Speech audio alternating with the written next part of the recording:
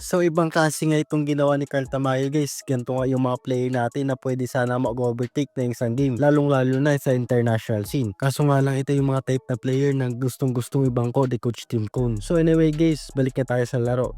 Game 1 nga pala ito ng KBL Finals sa pagitan ng team ni Carl Tamayo na LG Sakers at team naman ni Juan Gomez Diliano na SK Knights. So maganda nga ata naging gising dito guys ni Carl Tamayo. Unang game nga ng finals sa court pa ng kalaban nagdomina. So kaharap niya pala dito guys yung mga naging kalaban niya din no MVP race. So talagang kitang-kita na magigil talaga itong si kababayan. Kitang-kita yan dito guys sa power move na ito ni Carl Tamayo, talsik ang isang player ng SK Knights.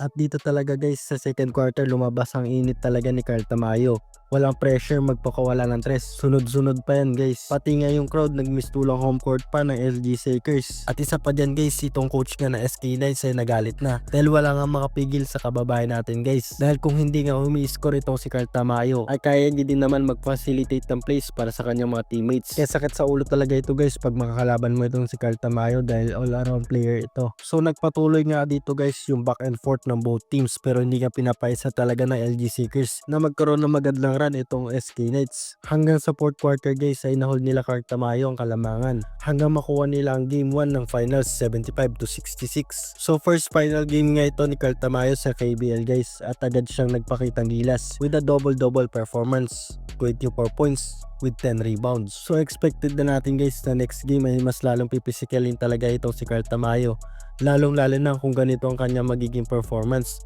Congrats nga pala sa kababayan natin guys for a solid game 1. Pinakita mo talaga ang galing ng mga Pinoy.